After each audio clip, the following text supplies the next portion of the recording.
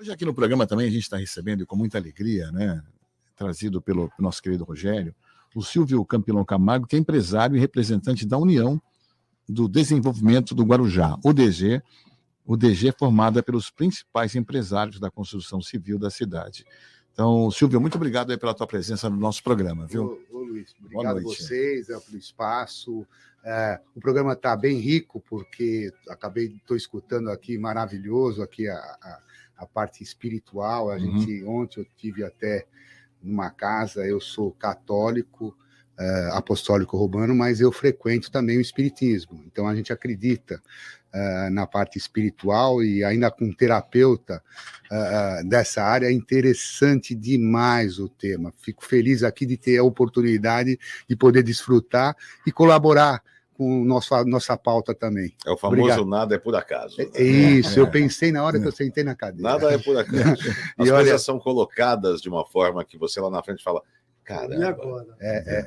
Você sabe que eu estava em busca, olha, pode ser brincadeira, desculpa. Eu estava em busca de uma situação dessa para ajudar até algumas pessoas próximas, porque tem que ser nessa linha, talvez, porque é bem complicado. E eu quero ajudar. Coincidentemente, você vê, então nada é por acaso. Nada. Então, e ainda trouxe a minha esposa, que veio me acompanhar, e ela sabe bem disso. Ontem, até, também no programa de ontem, uma passagem do programa, foi uma citação que um empresário chegou para o Chico Xavier. Sim. E falou: Chico, eu sou um cara realizado, eu fiz fortuna, eu tenho tudo que... Tenho uma família legal, eu tenho tudo que eu sonhei, só que eu sinto um vazio dentro de mim. O que é isso, Chico? Aí ele falou: o que falta para você é ver a alegria dos outros. Sim. Né? Então é bem isso, né, Silvio, que você está falando. É né? Isso aí, a caridade. A caridade. A caridade é ter um olhar para os outros, para aqueles que realmente estão precisando desse carinho. Agora, explica para a gente o que é o DG e quais são os objetivos. Então, a UDG nasceu, na realidade não era a UDG, era a União dos Consultores do Guarujá. Nós se juntamos e falamos, nós temos que fazer alguma coisa para a cidade, e não está dando, nós precisamos fazer o metro quadrado aumentar, a cidade está sendo com muito problema, só que isso estava acontecendo em um monte de setor. E aí nós fomos convidados pela prefeitura para desenvolver no plano diretor um desenvolvimento econômico da Praia da Enseada. E aí nós paramos e falamos, puxa vida, isso é mais do que a União dos Consultores. Então, a gente pensou o seguinte, não adianta eu desenvolver um lugar com interesse só econômico, a coisa é maior, é um planejamento de cidade. Então, a gente não pode pensar em setor. Quando a gente fala em cidade, a gente tem que ampliar isso para mais. Né? E aí nós falamos, não, tem que ser a União do Desenvolvimento do Guarujá.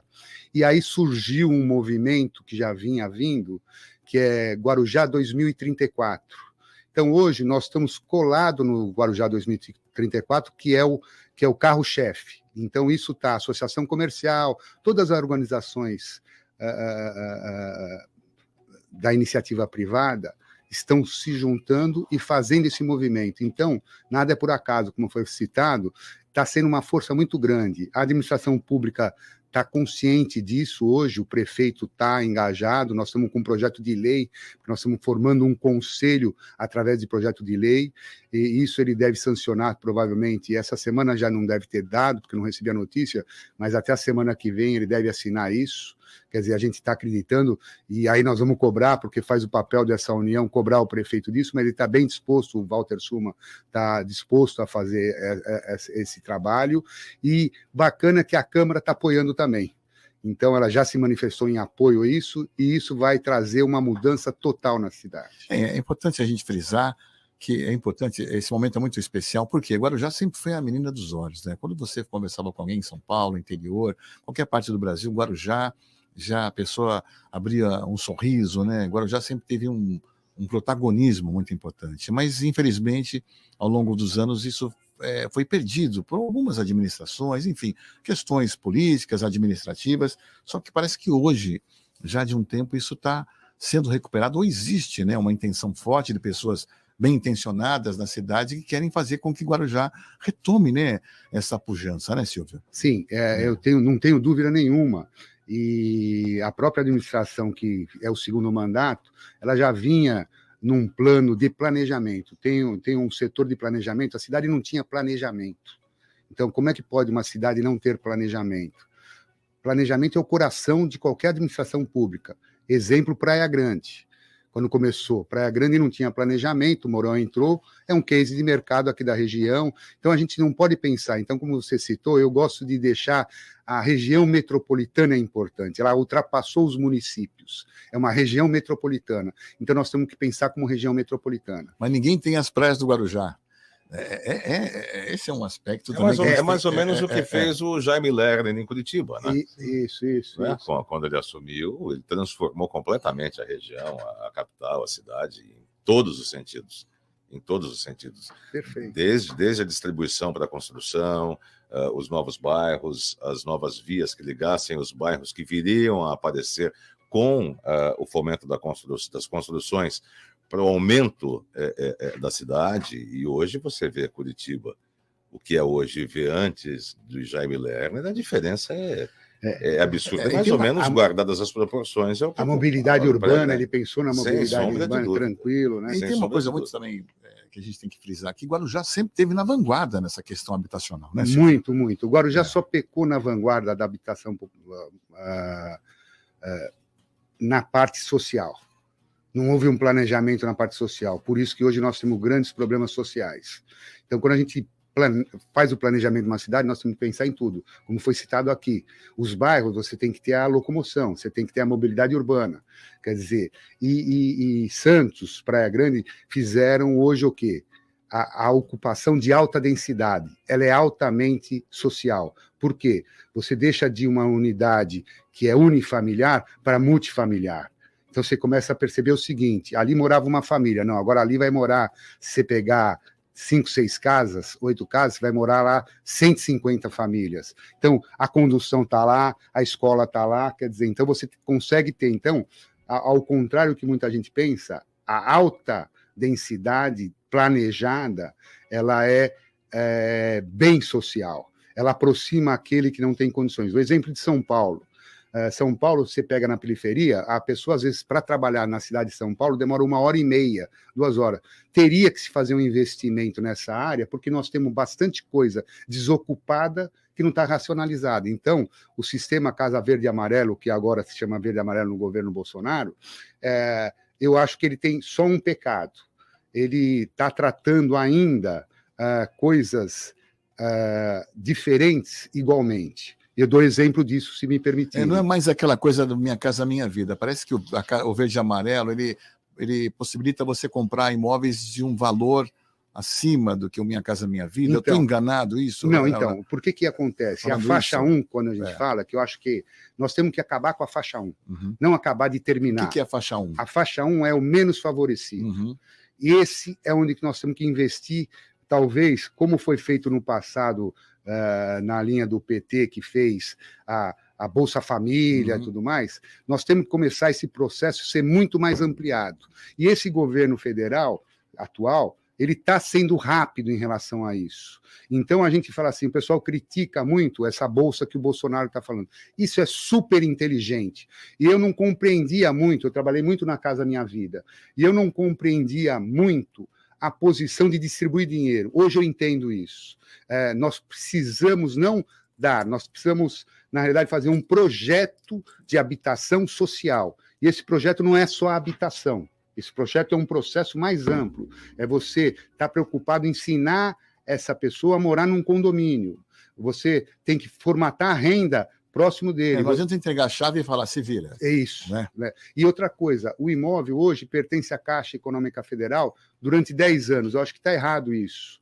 O agente financeiro pode estar até bem trabalhado com o município ou com o Estado, enfim, mas essa unidade não pode pertencer, como ela é de finalidade social, então a gente tem que pensar como finalidade social. Nós temos que resolver o problema social de habitação. Só que não é só o problema social de habitação, não é só de habitação, é da droga, é de uma série de coisas, da falta de educação, da falta de escolaridade, então ele é muito amplo, então ele tem que ser conjunto. Isso é um projeto que a gente tem que usar. Por exemplo, eu fiz uma apresentação na UNAERP, mostrando para o pessoal o que é um plano diretor, e nós temos que estar colado nas universidades, na área acadêmica, nós temos que explorar mais a área acadêmica. Nós não podemos explorar a área acadêmica com uma finalidade partidária, ela é apartidária. Hoje até teve um movimento em São Paulo, a pró-democracia, e coincidentemente é um primo irmão meu que é o diretor da São Francisco. Eu não compartilho com as ideias dele, mas nós conseguimos conversar. Ele intelectualmente é uma sumidade. É uma conversa em alto nível, né? Isso. E a gente mostra nossas posições que são diferentes. É isso que precisa no país. Nós temos que conversar posições diferentes civilizadamente. Não torcida, tipo... Isso, né, não é... chamam de Fla-Flu, não né? é o vermelho e o amarelo. Não, isso. Então, senão o Brasil não ganha com isso. Né? Se ganhasse com isso, olha, vamos apostar nisso. Agora, nós temos que mudar a nossa posição, pensar no social. E eu dou um outro exemplo, se me permitirem. Por que o social? Quando você chega na classe que é menos favorecida e você fala assim, olha, poupa o dinheiro, você está de gozação? Está sem sensibilidade nenhuma. Falar para um garoto que arrumou um emprego, que ganha R$ 1.500, R$ 1.600, fala para ele, ó, não compra um tênis de R$ 2.000, a primeira coisa que ele quer é comprar aquele tênis que ele está sonhando. Vai pagar em 10, 12 vezes. Por quê? Porque ele não teve acesso a nada durante muito tempo. Quando ele tem acesso, você vai falar assim, ó, poupa o dinheiro. Não, ao contrário, nós vamos dar condições de educação. Deixe de sonhar, é mais ou menos isso, né? É isso aí. Não, tem que sonhar, né? Tem que sonhar, né? Mas sonhar, a mensagem é essa, não compre porque você não pode ter. É isso. E aí a gente fala assim, pô, é inteligente, são consumidores. Quanto que é os números? Porque o pessoal gosta de falar muito em números. Quanto que esses consumidores estão fora? Eles vão trazer imposto, vão trazer riqueza, porque ele está comprando tênis, está melhorando o comerciante, está recolhendo tributo. Então, esse dinheiro que se dá, ele volta. Agora, eu acho que a gente tem que estar atento muito na educação básica. As universidades, é lógico que tem que se pensar, mas quantos capacitados a gente vai na universidade?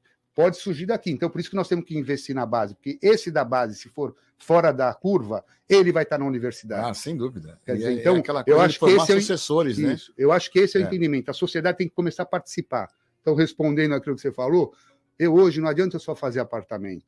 Eu tenho que arregaçar a manga e trabalhar junto. E gozado que é engraçado, e nada é coincidência, isso estava vários pensamentos sem ter catalisação. É construir vida. A vida é importante. As pessoas são importantes. É isso que a gente tem que destacar. As pessoas são importantes. Aproveitando esse assunto aí, né, da construção, fazer uma ponte até o Genésio. Obrigado. E também usando o Guarujá como uma ilustração, né? É comum um álbum de fotografias, né? Meus pais me levavam muito no Guarujá. Que nossa foto na praia, nossa foto é um momento de lazer, tal. Aí eu queria te perguntar, voltando para a constelação, a importância dos pais na constelação familiar. Isso é importante. Não tenha dúvida, né? O Bert Hellinger, que é o grande criador, ele vê essa necessidade da paz com os pais. E a paz com os pais, ela não está num pai e na mãe que você teve, sim a maneira a qual você os consome, a maneira a qual você os vê, a maneira a qual você os deixa penetrar em você. O maior conflito biológico que um corpo tem, a gente esvazia hospitais, olha o que eu estou dizendo aqui, nós esvaziaríamos hospitais se nós recebêssemos os nossos pais de maneira incondicional. Toda doença física e psíquica está na rejeição daquilo que nós recebemos de pai e mãe. Se a gente toma essa água que vem de pai e mãe de maneira pura e cristalina, você resolve as questões humanas. Acredite nisso. Porque essa relação, mesmo que os pais não estejam mais aqui, estejam em outro plano, essa relação... Não, eles estão em você. Você é metade sua mãe, metade seu pai. Essa relação tem que se manter sempre. Não, tem que é complicado, né? Tem que remédio tomado. Não, a gente deve fazer o seguinte. A grande célula da vida, com todo respeito, eu fui coroinha, tá? Aliás, eu fui coroinha na igreja de São Dimas, né, lá na Vila Nova, com o padre Arnaldo, depois com o padre Simão no Jabaquara, ali no Parque Jabaquara, depois com o padre Gregório em São Judas, e fui expulso de todas as igrejas. Não fui tirado, mas fui passando. Eu tenho... Essa experiência de coroinha, quando pedem assim, a gente vai fazer um currículo, né? Tudo, eu tenho essa coloca formação. A experiência toda, você coloca também, fui coroinha. Você foi coroinha, você é bem quisto em qualquer empresa. Eu fui coroinha. Não, e eu via isso. A Santíssima Trindade, ela não é Pai, Filho e Espírito Santo. É mãe, pai e filho. Eu acho que essa é a grande célula da família. Como você está colocando, né, todas as questões, você quer olhar bem para o social, une a família. Hoje, a questão do Brasil, de miséria trabalhista no Brasil, é a questão da falta de pai. 56% dos brasileiros não têm contato com o Aquele pai. Denzel Washington, o ator, talentosíssimo, ele falou uma vez, tem um vídeo na rede social que ele fala isso, que o primeiro grande amor de uma mulher é o seu filho. Sim. E o grande amor de um homem é a mãe. O primeiro grande amor de um homem é a mãe. Não queira achar que sua mulher vai se apaixonar mais do que você do que do pai. E a mesma coisa, o grande amor de uma mulher é o pai. Então a gente tem os primeiros amores ali. E aí cabe salientar algo, né? O importante é estruturar as mulheres brasileiras para que elas possam ser pai e mãe, porque nós temos um índice alarmante de mães solteiras, de mães abandonadas, de mães separadas. Então, quando a mãe consegue dar o valor de feminino e masculino para o filho, ele vai bem com a vida, ele vai bem com o mundo. É importante a gente olhar para as questões sociais, não só no campo material, mas principalmente no campo emocional. E Zé, aquela coisa que foi falada aqui, o Genésio tocou nesse assunto na vez que ele esteve aqui com a gente, não de falar de gênero, né? A gente está falando de características, de condições, quer dizer, a mulher, ela tem também o masculino dentro dela. Claro. O homem tem o feminino também dentro, assim né? Como o pai também tem a questão acolhedora. Acolhedora. E o feminino. Uhum. Essas duas energias de masculino são energias, você colocou como energias, é exatamente, isso aí. Bem conotadas no ser humano, o grande equilíbrio do ser humano está na capacidade que ele tem de criar e captar. O ser humano mais feliz do mundo é aquele que realiza os seus sonhos. Sonho é gerado pela mãe, pelo feminino. Criatividade, lúdico, concebedor, acolhedor, colorido, dançante, imaginário é mãe. Agora, a agressividade, a ação do mundo, o trabalho, a captação é pai. Se eu tenho uma mãe e um pai bacana dentro de mim, ou equilibrado, não importa. Se tem um pai de 0 a 10, 2, e uma mãe, 3, eleva teu pai a 3. Se tem um pai 10 e uma mãe 2, eleva tua mãe 10. O grande equilíbrio está na questão de acolhimento, ou seja, é como se você consegue captar e desmembrar aquilo que você captou. Porque é aquela história. O que faltou nesse empresário? Faltou o altruísmo. Ele captou, e agora? Eu vou ser feliz sozinho, né? Para quem que eu vou contar que eu estou namorando a Brooke Shields, né? Que eu tenho uma Ferrari? Eu tenho que levar para alguém isso. Compartilhar. Exatamente. E a cura, a nossa cura como ser humano, só está através do compartilhamento. Mas voltando aqui, no início do teu raciocínio, da coisa do pai e da mãe, sim, né? E aí o Lulu até complementou no sentido de que não estão mais aqui, tanto o pai quanto a mãe. Aí você disse, não, estão em você. Mas eu entendi, ele quis dizer, não estão mais aqui fisicamente. sim. Então, de repente, você não tem a quem recorrer, no sentido de que existe alguma rusga, existe alguma mágoa, existe uma briga. Foi mais ou menos isso que o Lulu quis dizer. Ressentimento, né? Algum ressentimento. Algum ressentimento. Como é que você vai liberar esse perdão? Aí se é esse o caso, são os terapeutas, exatamente. Aí você pode procurar um terapeuta sistêmico, né, através de uma constelação familiar, através a terapia de grupo familiar dos anglicanos, né, da igreja anglicana, é maravilhosa. Aí já tinha muita gente que vinha trazendo isso, a Virginia Satir, através da teoria do abraço, do acolhimento, porque assim, Zé, nós trabalhamos, lutamos, vivemos pelo olhar carinhoso e de aprovação dos nossos pais. O tempo todo, eles estejam aqui ou não. Papai, isso é para você, mamãe, isso é para você. Isso é inconsciente. É uma coisa claro, que você faz no dia a dia e não sabe que está fazendo. É a mesma inconsciência de quando você fala alguma coisa do teu pai, ou a parte direita do teu corpo, quem está nos ouvindo, pega teu carro, você bate muito do lado direito, você não alguma coisa está errada com o teu pai. Teu corpo, minhas lesões são do lado direito, as minhas lesões são do lado esquerdo, é mãe. Pode olhar isso. O Gasparetto, junto com o Val Capelli, escreveram O Carro Fala, baseado nisso. Então, por quê? Quando eu falo com a minha mãe, eu falo mal da minha mãe, metade do meu corpo reverbera de maneira negativa. são os genes da Dona Maria, portuguesa, a qual eu honro hoje com meu bigode. Minha mãe tinha barba e bigode. Então eu honro profundamente. Deus, ela está em bom lugar. Ela me bateria agora, mas depois ela me ama. Minha mãe tinha isso, ela batia, tinha um masculino. É a reação. Um masculino extremamente rude, lusitano, né? Aldeão, mas ao mesmo tempo depois acolhia, né? Batia, soprava. O famoso morde e assopra. Putz, demais. Tudo marcado. Olha lá, 6h35, o Paulo quer... O Paulo já está gesticulando. Paulo já quer para outra Quando ele vida. começa a fazer Paulo mímica... uma vida passada, porque o break era às 6h30. É o break. Já voltamos. Break, já voltamos. De volta com a nossa antena regional aqui na Santos FM 92,5, pelo YouTube, pelo Facebook, pelo Instagram, pelo Twitter. O Zé fala Twitter. Me siga no Follow Me, né? Me siga. Sabe que o Grupo Gênesis, que o Phil Collins era um dos protagonistas, né? Eles profetizaram o Twitter, que eles têm aquela música Follow You, Follow Me, né? Eles inventaram o Twitter antes do Twitter existir. Isso estava demorando, né? Eu estava esperando, porque todo programa ele solta uma dessas. Eu falei, mas já passou meia hora. Você sabe que a gente colocou ali. Estava contido, né? Nós temos ali. Quando ele solta essa, o Paulo solta aquele tutum. Tá lá, tá salvo ali. Ele solta essas piadinhas, entra lá o tutum. Mas tem que ter alegria também, né? Não, tem que ter alegria, contanto que a piada seja boa. Né?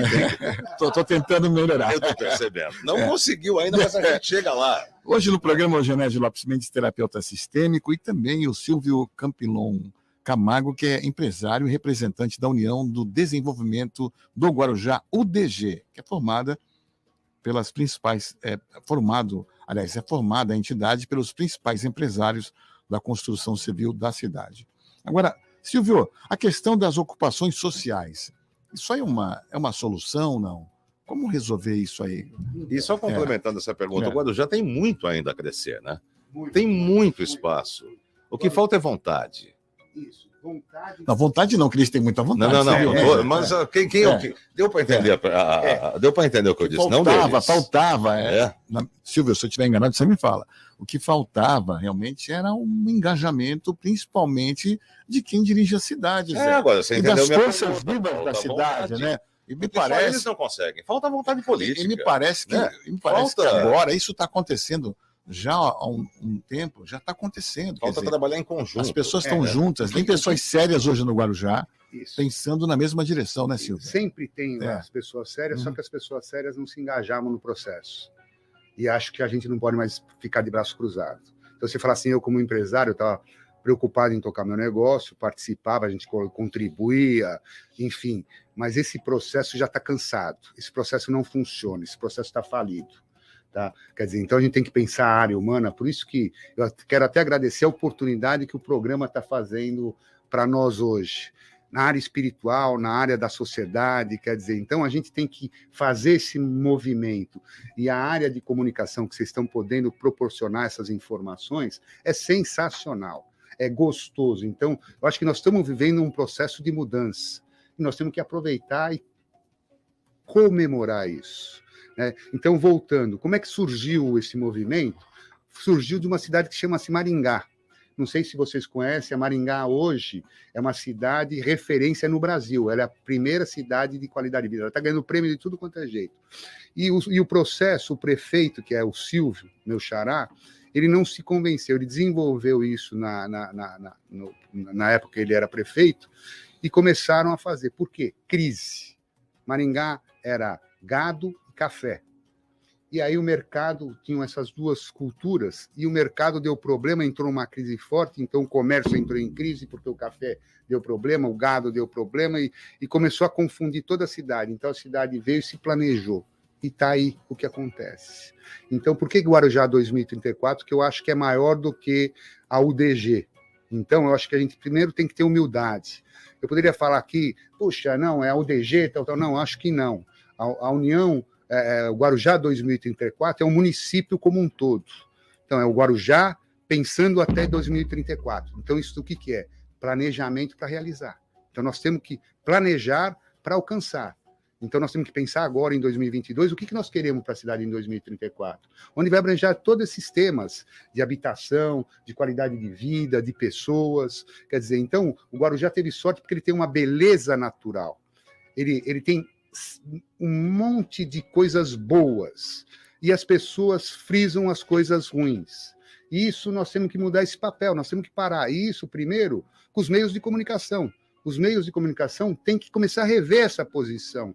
É muito mais gostoso e muito melhor dar a boa notícia, dar satisfação para a gente. Foi Pauta exatamente, positiva. A gente faz, exatamente o que eu falei pauta ontem. positiva. E o programa de vocês faz isso que eu estou sentindo isso. Primeira vez que eu estou tendo a oportunidade, estou adorando. Vai voltar Quer dizer, muitas outras vai vezes. Então, voltar, esse exercício é gostoso de a gente fazer, quer dizer, são áreas totalmente diferentes, mas estão ligadas. Quer dizer, eu sou ligado, minha mãe, que nem você falou, perfeito, tem uma roseira na minha casa, que é minha mãe, porque ela que plantou essa roseira. E ela dá flores toda. Aí você fala, pô, mas como é que tá dando a flor? Eu vou lá e converso, e aí você fala que multiplica, e aí a última vez que ela apareceu o casal. Meu pai e minha mãe. Eu falei, ó, meu pai e minha mãe na Que roça. incrível, hein? Então, são coisas que Ah lá. eu acho que essas experiências a gente tem que passar para a sociedade. Puxa vida, mas você não, eu sou super prático, super objetivo. O pessoal fala assim que eu não sou materialista. Eu acho que o material é necessário para fazer as trocas, para atingir.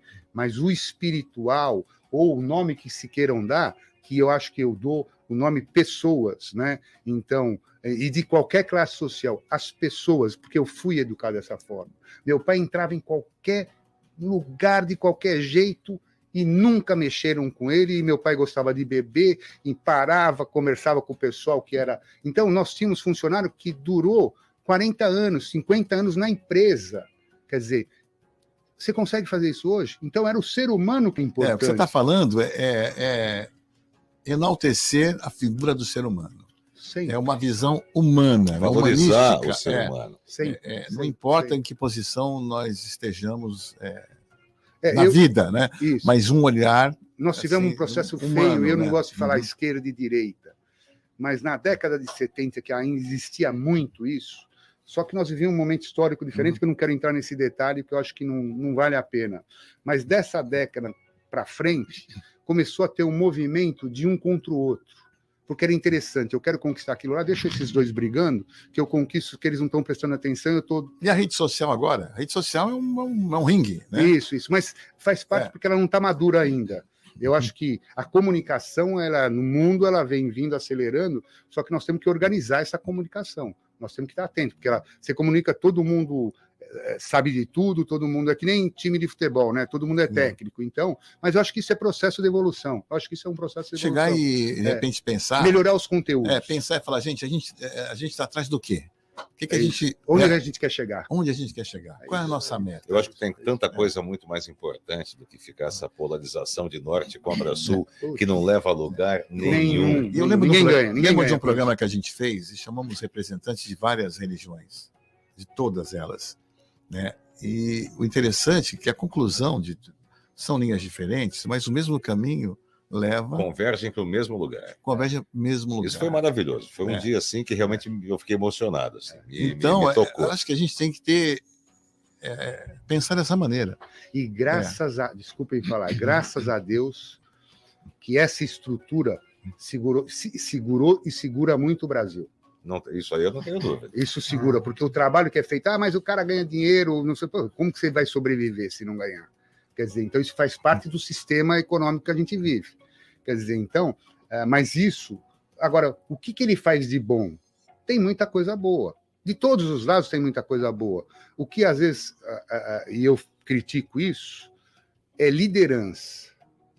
Não é possível a gente, no meu grupo que eu convivo, eu não formar ou tentar formar mais líderes. E eu tenho que saber a minha data de validade. É a sucessão, né? Preparar sucessor, né? Então, eu gosto de falar isso muito com minhas filhas. Eu não quero herdeiras, eu quero sucessoras. Eu quero formar sucessoras. Então, aí tem todas as brigas familiares, que é natural. Às vezes você está com a cabeça quente, tem comportamento equivocado, mas o que é importante? O perdão e saber pedir desculpa. Isso mesmo, aí envolve aquela coisa da generosidade. Quando você abre o seu coração e você fala, não, a partir de agora eu vou preparar vocês para que me sucedam, também é um ato inteligente, mas é, sobretudo, de generosidade, que você está abrindo espaço, reconhecendo que a gente tem uma validade, você está abrindo uma porta, uma oportunidade, né, para que teus filhos possam realmente tomar conta dos negócios. Né? Por isso, aí a gente vai ampliar para uma coisa maior, que é o movimento do Guarujá. Né? Eu poderia ficar quieto aqui e enaltecer o movimento da União dos Construtores. Mas não, eu sou uma peça no processo. Então, eu tenho um grupo todo, que é o Guarujá 2034, que a gente tem um objetivo a atingir de melhora da cidade, que está subindo o degrau. Quer dizer, então nós temos que pensar no todo. A gente não pode pensar no individual. Pensou no individual, você já não está servindo para o processo.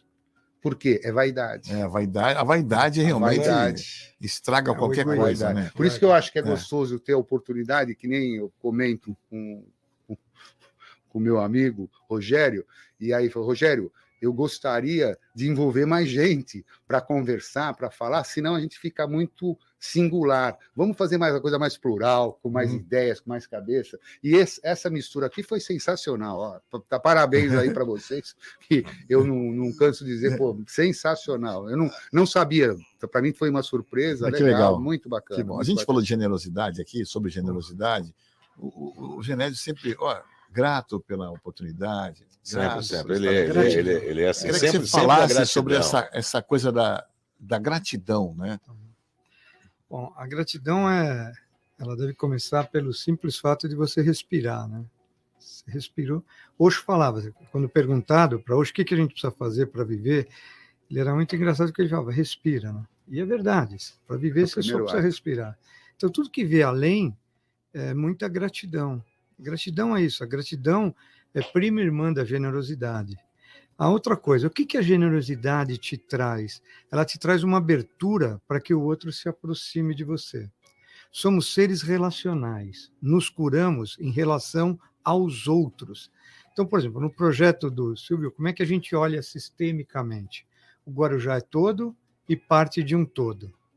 O quanto o Guarujá deve ser grato e aberto a Santos, a Vicente de Carvalho, a São Vicente, ao São Vicente, aos municípios aqui, a Bertioga, né? O quanto a gente deve fazer essa abertura e olhar, quando ele fala que eu vou, né, vai existir esse projeto de planejamento, não adianta o Guarujá crescer absurdamente se Peruíbe está esquecida, que não é o caso, Peruíbe também está nesse movimento.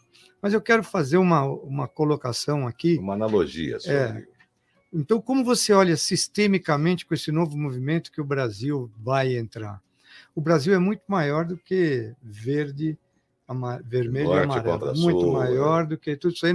Nós já resistimos, quem é mais antigo, nós resistimos a Collor, resistimos a Sarney, resistimos ao plano Funaro, então, e todos como empresários. Eu já resisti a Totonho e Tonzinho. Né? Não vamos, nós resistimos. Quando jogavam no Santos. Então. Vamos ver se meia hora não, mas eu vou rebater. Eu peço desculpa por vocês terem vindo até aqui para ouvir isso. Alguém lembra disso? Não? E nós, eu vou agora arrumar um monte de inimigos, mas nós vamos resistir, inclusive, ao sertanejo universitário. Calma, pessoal do rock, vamos ficar. Nós só não podemos. O sertanejo universitário não se forma nunca, né? Para abandonar a faculdade. Então, mas aí vamos lá, um dia acaba esse curso. Mas uma coisa legal, né, da consciência política, ela vai vir sempre de uma base, né, nas escolas e tudo mais. Eu vou te falar. Eu fiz uma consultoria para prefeitos da Holanda. Olha que legal, o Brasil exportando isso por um filho de português. Ó, isso é muito inusitado. E aí, o meu primo português, ele é chefe de câmara lá, que é um cargo de prefeito, e tem lá um conjunto, e me levou para lá, para a Holanda. No avião, ele já me perguntou algo. Olha a nossa consciência. Ele falou, vou falar no sotaque dele, Genésio, é verdade que no Brasil há políticos que se aproveitam do próprio cargo para bem próprio? Você falou que bobagem, onde você ouviu isso? Imagina, né? Então, Tá calor. olha lá. Isso é um Fake absurdo. news, fake news. Então, você vê que nós não podemos, nós deveríamos estar chorando. Isso é tão lá, é tão natural. Meu primo está há 36 anos no cargo, aposentou o carcereiro e colocou um jardineiro no lugar. Por quê? Por 36 anos na região dele, Pinheiros do Taboaço, lá em Taboaço, não houve prisão. Então, a gente precisa entender e começar a compreender que a sociedade é isso. Chegando na Holanda, qual era o trabalho sistêmico, que nós podemos fazer algumas simulações, né, através das constelações familiares, a gente faz simulações organizacionais. A preocupação dos prefeitos era: será que o dinheiro que eu estou investindo não vai ser perecível em 2 ou 3 décadas?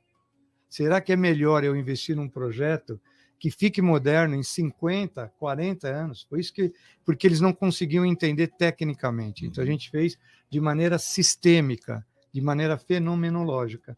Então, nós colocávamos representantes e as idades dos representantes para os projetos. Então, a preocupação, que é legal num plano diretor, não é no que você vai gastar, e sim o quanto isso vai beneficiar e o quanto o tempo de validade vai trazer. E você falou uma coisa-chave aí agora, que é plano diretor.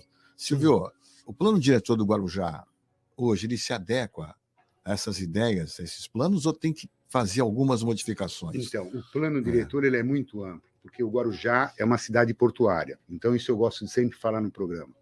Nossa região tem os melhores 2 portos do Brasil, o Porto de Santos e o Porto de Guarujá. Sempre foi tratado como Porto de Santos, é um equívoco. O município é outro. Quer dizer, inclusive o que tem mais para ampliar é um Porto de Guarujá. E sempre foi tratado como Porto de Santos, como a Base Aérea de Santos, como o Yacht Clube de Santos. Verdade. Então, a autoestima da cidade, isso modificou. E o pessoal deixou esquecer, não, por que é Yacht Clube de Santos? Ah, não, porque estava lá, não estava lá, então muda, porque é Yacht Clube do Guarujá, não é de Santos. Base Aérea tá mudando agora, né? Então, por isso que eu faço. Não é, é a margem esquerda. Eu não moro na margem esquerda, eu moro no Guarujá, tá certo, a minha cidade tem porto e os tributos têm que vir para cá. É como se fosse um puxadinho, né? É isso, né? Então, mas sabe por que é isso? Porque deixaram acontecer isso. O cidadão é culpado disso, a sociedade é culpada disso. E eu bato sempre de frente. Eu sou paulistano, escolhi o Guarujá para morar, ganhamos muito dinheiro na Praia Grande, tá certo? Meu pai veio em 1962 para Praia Grande para lançar um prédio. Quer dizer, então nós estamos no ramo desde 1952 que meu pai começou. Foi um dos pioneiros, então, né? Isso, na praia, sim, na época de Dolzinho, né? Isso, de emancipação da cidade. Fala o nome da construtora aí. Então, o que acontece? Eu pertencia a um grupo de construtora que eu me retirei, eu fui o filho que se retirou da sociedade. Né? E é uma história complicada, porque é empresa de italiano, meu pai talvez seja descendente espanhol, lá de cima, então a gente não sabe, que os Camargo que já estão há quase 500 anos no Brasil, então tem, toda lá na USP tem um livro que dá até o nome do meu pai. Essa constelação aí vai dar o que falar, né? Não, índio, Cacique Tibiriçá, de Santo André, pusemos o nome de prédio de Santo André, enfim, olha, dá aqui bastante assunto no coisa. Então, nós viemos de origem, aí sempre de São Paulo, e percebemos os filhos que nós tínhamos que ampliar mais. E aí meu pai, já um homem de visão, ele falou, se não derem certo trabalhar junto, cada um tem que ter uma construtora ou a vocação que achar que você tem que ter, né? Então, a vocação dessa empresa no grupo, eu fui o único que saiu. Até mesmo por isso porque eu tinha conflito com meu irmão mais velho. Então, a gente não briga por dinheiro, a gente briga por ideias, né? Então, e eu tinha conflito com ele. Eram 2 lideranças que estavam batendo em frente e nós não tínhamos uma educação. E até meu pai, nesse momento, ele não se envolveu tanto, só que não queria que eu saísse. E aí eu tomei a decisão de sair, fui o marginalizado de sair, teoricamente, da sociedade. E montei a minha empresa. Né? Quer dizer, e aí meus irmãos continuam com o grupo, que é o grupo PGC. Então, na realidade, era o grupo Praia Grande, que era Praia Grande Administração, Praia Grande Imóveis, Praia Grande Consultora. Aí nós mudamos para alguns municípios, nós entendemos que, Praia Grande Consultora no Guarujá não ia combinar. Praia Grande Imóveis eu vender no Guarujá, e era aquele momento que a Praia Grande tinha uma baixa autoestima. O Mourão estava entrando, então Guarujá e Praia Grande conflitavam por uma questão econômica, boba, porque faziam de Praia Grande gozação, coisa que não tem sentido para quem tem um pouco de inteligência. Era turismo de baixa renda. Tal. Então, e acho os que ricos iam para o Guarujá. Isso, tinha aquele charme de coisa. Então, mas isso é tudo forma de vender, quer dizer, enfim. Então, nós viemos da origem de Praia Grande, fomos para o Guarujá e fomos para a Riviera de São Lourenço. São Paulo, aí ampliou para São Paulo, interior. Que é um case de muito sucesso, né? A Riviera. Um dia a gente vai. A Riviera eu estou desde o início. Trazer você aqui só para falar sobre a Riviera de São Paulo. Vamos fazer um programa lá na Riviera. Que eu acho vamos sim, que lá na Riviera nós temos toda a estrutura, somos amigos dos empreendedores que é Sou Bloco, todos os donos da área. Nós estamos desde o início. Eu fui novo para lá, né? E passou tão rápido que eu nem percebi, porque hoje eu já sou maduro com filho e a gente fala assim, voou. Estamos em processo de evolução ainda. Isso, né? Então, olha... A pessoa não envelhece, ela evolui, né? E por falar em passar tão rápido e não perceber, eu tenho a informação triste de que o nosso programa chegou no final. Passou rápido e nem percebemos. Poxa vida, uma delícia. Olha, Lúcia, aproveitar, Silvio. Temos que chamar de novo, porque os assuntos que a gente está trazendo em 1 hora não dá para falar. Tem que ser um programa de 2 horas, aquele bate-papo assim, porque tem muita coisa para ser dita. Muito. De mais apoiadores. Aí precisamos também para a gente ter mais tempo Vamos trabalhar nisso também, porque eu acho que não dá para trabalhar sozinho.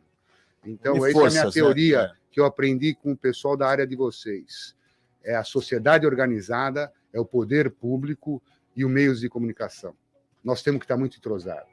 Verdade. Os meios de comunicação são todos, ampliaram de uma forma tão bacana, só que nós estamos se adaptando, né? Quer dizer, então, eu acho que isso é uma condição boa de se trabalhar, e vocês estão dando a oportunidade para a gente conseguir expor as nossas ideias e mostrar. E eu agradeço muito, então. Só Zé, tem a UDG, a gente encontra aí, tem uma página no Instagram, onde que está? Então, eu gostaria que vocês falassem Guarujá 2034. Eu venho como UDG... Porque eu, na verdade, eu arregacei a manga e falei assim, vocês estão com muita história... Guarujá 2034. Boa. Guarujá 2034. Então, o que acontece? Eu sou um cara dinâmico e gosto de empreender, de correr atrás, de conhecer coisas novas. Depois vocês vão conhecer parte da minha história. Eu não gosto de falar muito sobre mim, eu gosto de falar sobre o processo, né? E Guarujá, por que o Guarujá 2034 é importante? Tá certo? Porque ele é um movimento de mais pessoas, e eu participo deste movimento. Então, a gente vai falar de Guarujá 2034, não esquecendo da UDG, não esquecendo dos meus objetivos, que eu tenho objetivos em relação a isso também, e não objetivos econômicos, que faz parte desse processo, mas nós estamos no movimento da cidade. Silvio, nosso compromisso então vai até 2034. Vamos marcar vamos planejar para a gente falar mais sobre isso. Grande abraço, Silvio, obrigado. Agradeço a presença de vocês, despender o tempo de vir aqui participar do nosso programa. Prazer. Genésio, meu irmão, obrigado. Obrigado, Silvio, obrigado. Lúcia, obrigado para todo mundo. Obrigado para Torquato, obrigado pela mesa, para tu. Tenho a agradecer a todo mundo. Segunda-feira estamos de volta às 6 da tarde com mais Antena Regional. Paulo, um abraço, obrigado por tudo. Tchau, gente. Tchau.